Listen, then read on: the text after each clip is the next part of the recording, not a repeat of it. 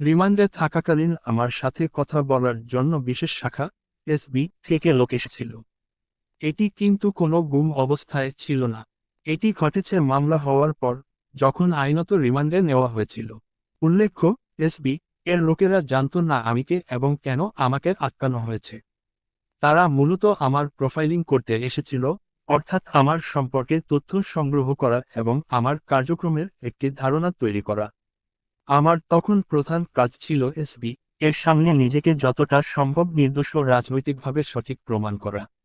অবশ্যই আমি নির্দোষ ছিলাম, তবে তারা যদি আমার মুখ থেকে সংবিধান বিরোধী কোনো বক্তব্য বের করতে পারে, তবে তা আমার প্রোফাইলে উল্লেখ থাকবে। তারা আমাকে একটি গুরুত্বপূর্ণ প্রশ্ন করেছিল, আপনি শরিয়া আইন চান কিনা। এখন এই প্রশ্নের উত্তর কিভাবে দেব, এটা ছিল বড় চ্যালেঞ্জ। আমাকে এমনভাবে উত্তর দিতে হতো যাতে একদিকে আল্লাহর সঙ্গে কুফর না হয়, আর অন্যদিকে তারা আমাকে অপরাধী হিসেবে চিহ্নিত করতে না পারে। আমি উত্তর দিলাম, শরিয়াহ বলতে কি বোঝেন? যদি ইসলাম কায়েম বোঝেন, তবে অবশ্যই একজন মুসলিম হিসেবে আমি চাই সবাই ইসলামের পথে চলুক।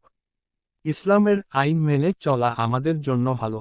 এই উত্তরটি দিয়ে বিপদ কতটা কাটানো গিয়েছিল আমি নিশ্চিত নই।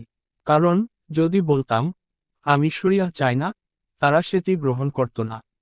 আবার যদি সরাসরি বলতাম আমি শরিয়া কায়েম করতে চাই, তবে তারা সেটিকে কিভাবে লিপিবদ্ধ করত এবং ভবিষ্যতে আমার বিরুদ্ধে কিভাবে ব্যবহার করত, তা নিয়েও আমি দ্বিধায় ছিলাম।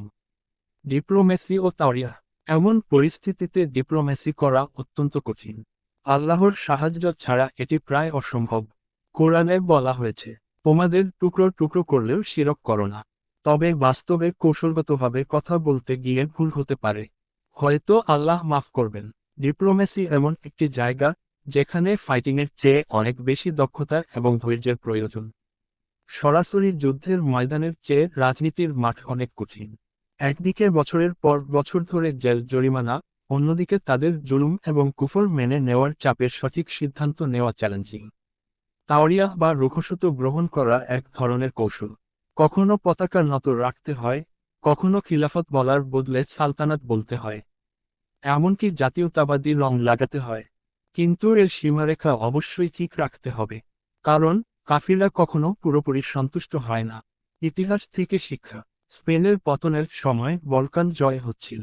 আল্লাহ একদিকে পরাজয় দিলেও অন্যদিকে বিজয় দিয়ে ব্যালেন্স করেছেন। কিন্তু যখন উপমহাদেশের পতন শুরু হয়, তখন নতুন কোনো ভূমি জয় হচ্ছিল না।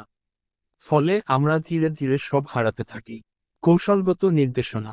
কাফিরদের সঙ্গে আপোষ করা এক পর্যায়ে প্রয়োজন হতে পারে, তবে এর বিপরীতে অন্য দিক থেকে আমাদের স্বার্থ নিশ্চিত করতে হবে। আপোষের জায়গা থেকে প্রাপ্তির পরিমাণ বেশি না থাকলে আমরা পিছিয়ে পড়ব। শেষ কথা, আমাদের আল্লাহর ভয় আছে বলে আমরা জুলুম করতে সংকোচ বোধ করি। কিন্তু তাদের মধ্যে এই ভয় নেই। সুতরাং তাদের সঙ্গে ডিল করতে হলে অত্যন্ত সাবধানতা ও কৌশল প্রয়োজন।